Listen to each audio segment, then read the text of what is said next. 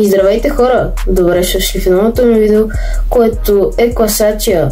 Надявам се да ви хареса, защото съм подбрал топ 5 изгубени таланти. А единственото, което мога да ви пожелая за момента е приятно гледане. Пето място – Марио Гьоче. Героят от финала на световното през 2014 година донесе трофея за Германия тогава. Наричаха го златното дете на немския футбол.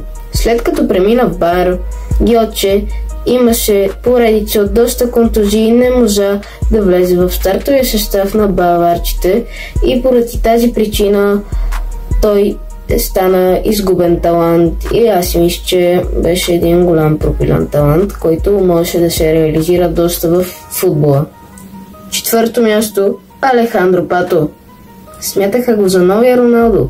Даже носеше капитанската лента на Милан, при положение, че имаше такива звезди като Роналдиньо, Роналдо Назарио, Кака, Малдини и още други.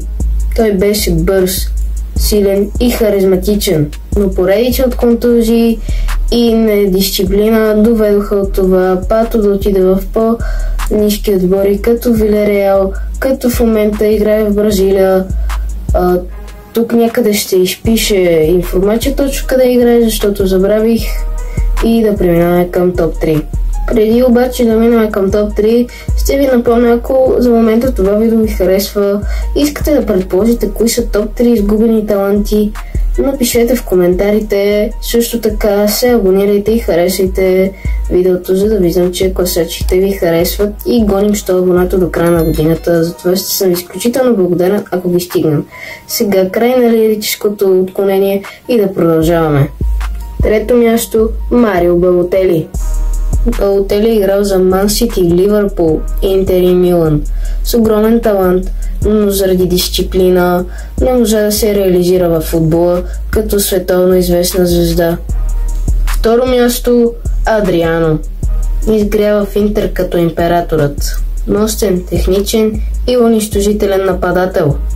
След смъртта на баща си губи контрол, започва да я употребява забранени естества и вещества, ползва алкохол и губи таланта си и изпада в тежка депресия, защото това е най-тежкият удар в живота му, като напуска Интер. Мауриньо, доколкото знам при него, когато Мауриньо водеше отбора, не го е пускал чак толкова и даже са се карали понякога и после отива да играе в Бразилия. Първо място – Рикардо Куарешма. Той беше смятан за по-добър от Роналдо, но нямаше дисциплина. Невероятен дрибъл от техника, но беше твърде индивидуален.